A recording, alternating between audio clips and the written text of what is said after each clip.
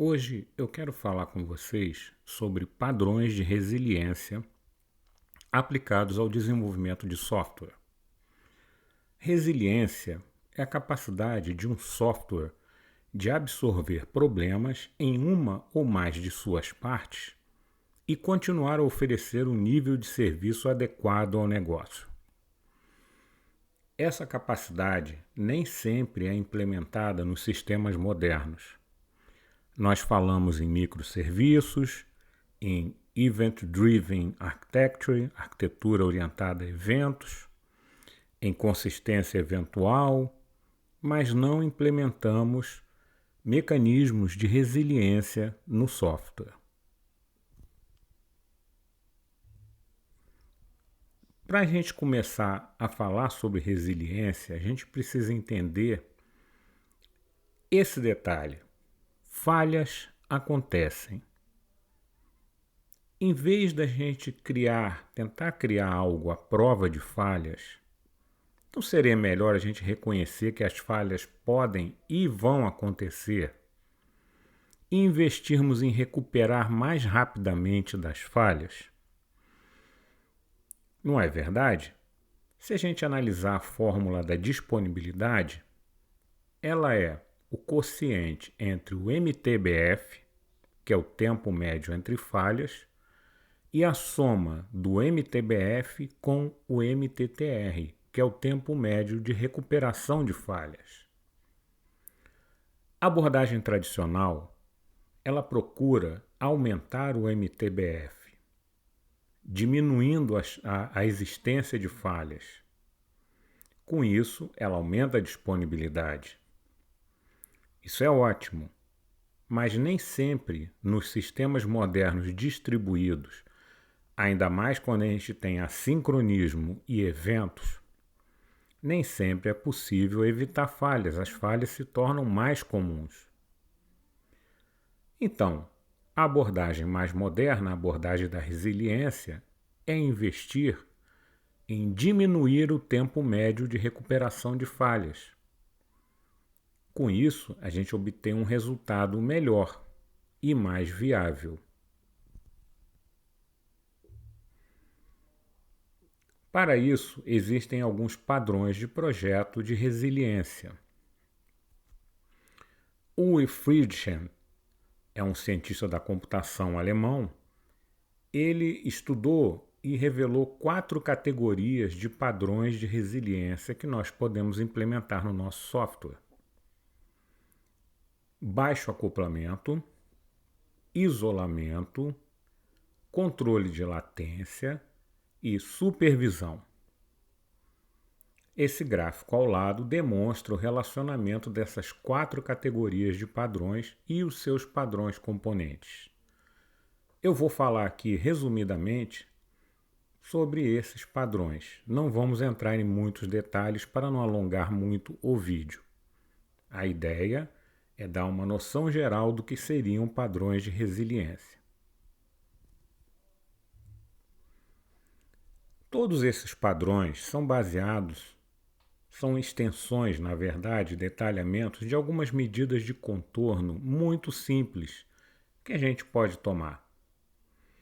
Elas são capazes de diminuir o tempo de recuperação entre falhas, evitando latências e gerando alertas quando necessário. Todos nós sabemos disso. Por exemplo, retry. Tentar novamente, caso haja uma falha. A gente pode invocar o componente, houve uma falha, aguarda um tempo e tenta novamente. Podemos até ter um limite exponencial, um intervalo exponencial para cada vez que a gente aguarda, para dar tempo ao componente de se recuperar. Pode ser que o componente esteja congestionado, pode ser que tenha havido algum problema de rede, pode ser que o load balancer esteja subindo uma nova instância para atender, para substituir a que deu problema.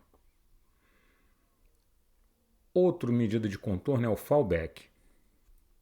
Fallback é uma resposta alternativa, é um processamento alternativo em caso de falha, para que a gente possa recuperar alguma coisa. Nem sempre é possível fallback, tem que ser uma coisa muito analisada com muito cuidado.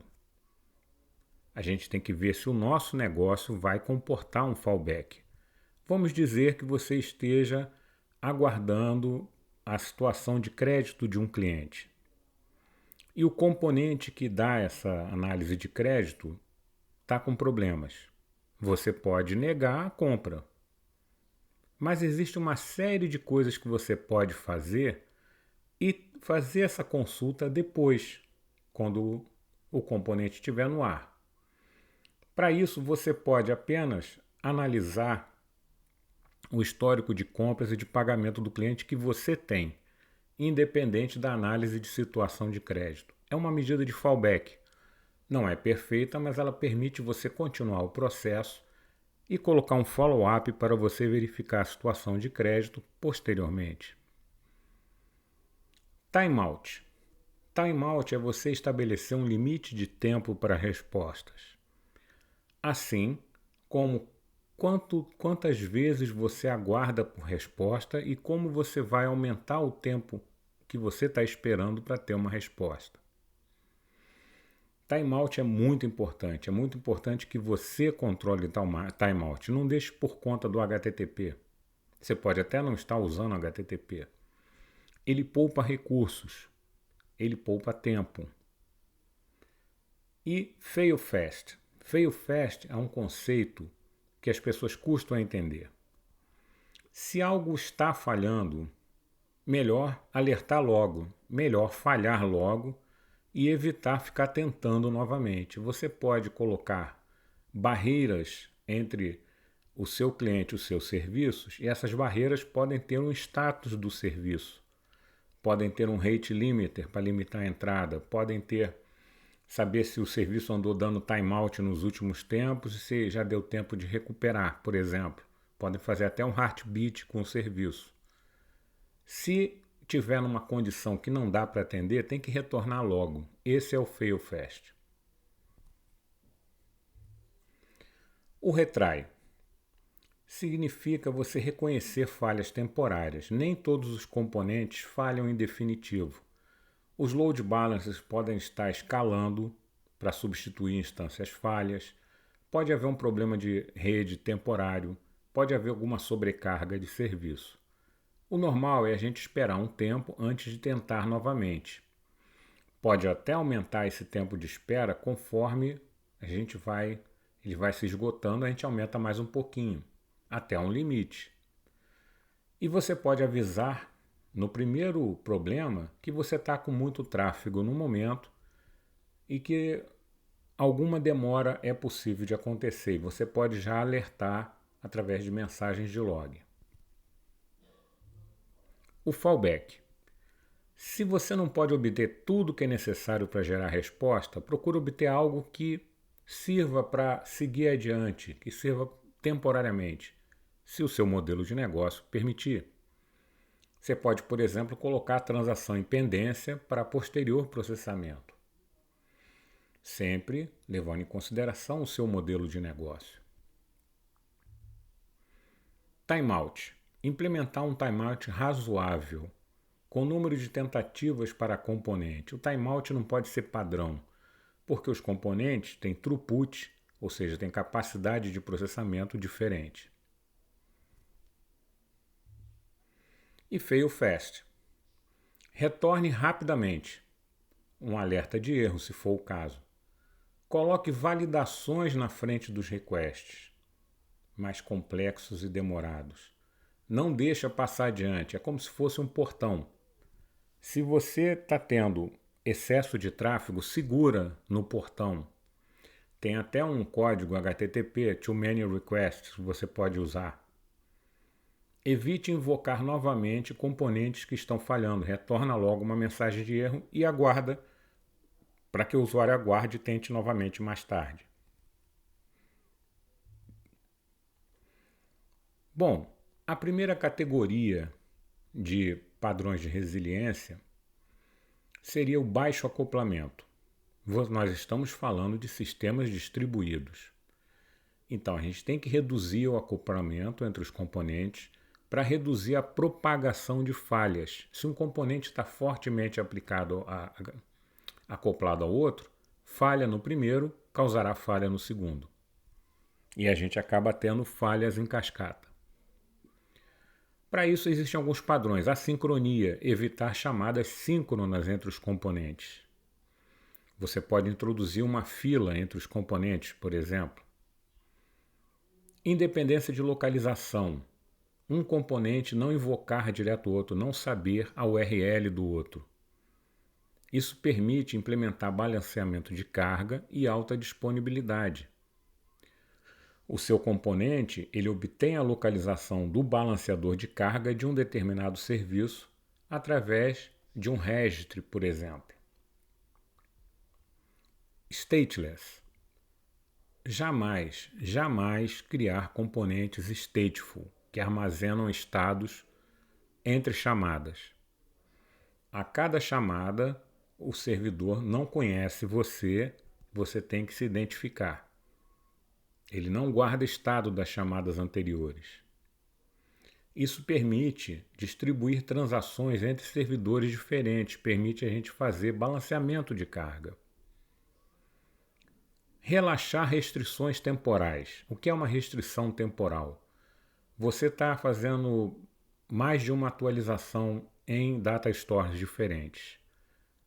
No sistema tradicional, você tem o two-phase commit, que todos os gerenciadores de recurso precisam responder se estão ok, e aí a transação é efetuada imediatamente. Isso é a consistência forte, também conhecida pelo acrônimo ACID.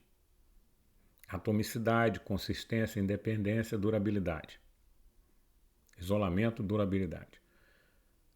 Mas nem tudo será resolvido ao mesmo tempo nessa nova arquitetura. Então você precisa relaxar essa restrição temporal. Os seus dados estarão consistentes entre as data stores eventualmente. Então você precisa considerar a consistência eventual, base, basically available, soft state, eventual consistency. Requests idempotentes. Isso é difícil de alcançar, mas com uma boa engenharia de API você consegue. O que significa idempotência? Idempotência, você pode repetir a operação um incontável número de vezes, obtendo o mesmo resultado sem efeitos colaterais. Em ambiente distribuído, é possível haver duplicidade de mensagens, ainda mais quando nós estamos falando de assincronia. Portanto, é capaz de uma mensagem chegar em duplicidade. Existem mecanismos para evitar a duplicidade. Mesmo assim, é possível que uma operação seja repetida. Para isso, é melhor você usar requests idempotentes, que podem ser efetuados tendo sempre o mesmo resultado. E serviços, os componentes distribuídos em serviços autocontidos, que são independentes, componentes, módulos independentes que podem ser instalados ou, aportuguesando, deployados, sem depender de outros módulos. A outra categoria de padrões de resiliência é o isolamento. Ele pode reduzir a propagação de falhas, isolando os serviços uns dos outros. Alguns padrões que fazem parte: shed load. Shed load é você limitar as suas consultas, você colocar limites na sua carga, tá? Controlar a taxa de requests, utilizar um rate limiter, controlar a quantidade de consultas que pode ser feita, evitar que você abra a sua API para que alguém faça 1 milhão de consultas seguidas. Você pode até colocar API limits aí. Validação completa de parâmetros. Isso é muito necessário para evitar ataques maliciosos. Ataques que possam gerar denial of service, por exemplo. Eles podem até passar por todas as barreiras que você tem, mas você tem que implementar esse tipo de controle. Bulkheads, ou anteparas. Normalmente, a gente tem pools dentro do nosso programa, pools de threads, né? Por exemplo. Se você atende a duas transações diferentes, não use o mesmo pool de threads. Crie pool de threads diferentes, coloque em processos diferentes. Se uma transação der problema, não vai afetar a outra. Não vai utilizar todos os threads para processar uma transação, deixando a outra sem thread nenhum. Isso serve para qualquer estrutura de alocação de memória que você use. Separe as possíveis unidades de falha para que uma não cause falhas na outra. Controle de latência. Isso é muito importante. Permite a gente descobrir as falhas mais rapidamente.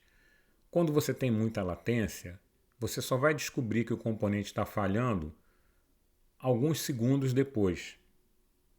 Isso pode ser crítico quando você tem uma quantidade muito grande de requests.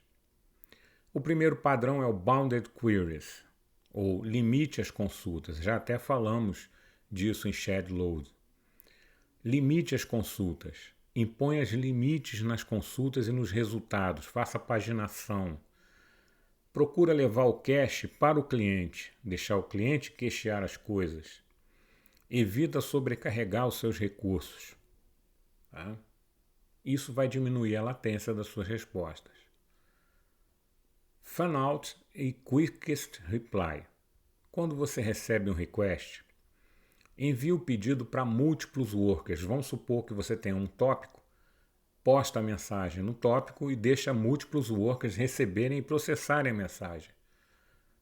Aquele que responder mais rapidamente, você vai pegar a mensagem e devolver e vai descartar as outras. Com isso, você tem desperdício de recursos, mas você tem respostas mais rápidas. Você tem que balancear isso. Timeout, já falamos, é colocar um limite de tempo. Esperar eternamente por uma resposta é ruim. Tome ações alternativas de fallback quando acontecer um timeout. Nós já falamos de fallback aqui. Circuit Breaker talvez seja o padrão de resiliência mais conhecido. Significa quebrar o circuito de falhas. Você tem um componente que chama outro componente, que chama outro componente. Se o terceiro componente estiver falhando, você vai esperar o timeout da chamada do segundo para o terceiro até você retornar um erro para quem chamou. Não faça isso. Se o componente falhou determinado número de vezes, não deixe ir adiante o request, barre logo na entrada, para você quebrar o circuito de falhas. E fail fast. Evite as falhas mais comuns. Por exemplo, mantenha sempre alta disponibilidade. Valide tempos de resposta. Acompanhe os tempos de resposta em um controle. Se você notar que está aumentando alguma coisa, acione os seus gates, os seus portões, acione o circuit breaker, acione limites, imponha limites, rate limiter, diminui o limite de queries, de transações por segundo. Isso pode ser todo dinâmico, porque você está tendo algum problema. E retorna logo o erro. O último é supervisão. Permite descobrir as falhas além de um simples componente. Você tem falhas em múltiplos componentes, por exemplo. Monitorar. Monitorar não é só você ficar olhando o log. É você analisar os logs e detectar eventos de falha. Para isso, você vai ter que ter algum tipo de mecanismo de IA que vai aprender quando você está tendo falhas. Error Handler. Faça o tratamento de erro em múltiplos componentes antes de retornar apenas mensagens. Veja se você tem que ressincronizar dados entre data stores diferentes, se você tem que subir novas instâncias para você tentar restabelecer o circuito. E escalation. Escale o problema quando necessário. Tem uma hierarquia de pessoas que você pode escalar conforme o tempo vai passando e o problema não está sendo resolvido. Para isso, você tem que ter a monitoração ativa, você tem que ter noção, detectar eventos. Existe uma sigla chamada CEP, Complex Event Processing, que é você analisar dados em detalhe, por exemplo, logs, e você deduzir que algum evento está acontecendo. Para isso, para você escalar, você precisa acompanhar esses números. Isso seria a supervisão, que é uma das categorias, a última categoria, e também muito importante, da resiliência, dos padrões de resiliência de software. Bom, eu espero que isso tenha sido útil para vocês, para que vocês possam entender isso. Cai muito em entrevistas de System Design, padrões de resiliência. E eu espero ter elucidado isso aqui para vocês. Obrigado, até logo.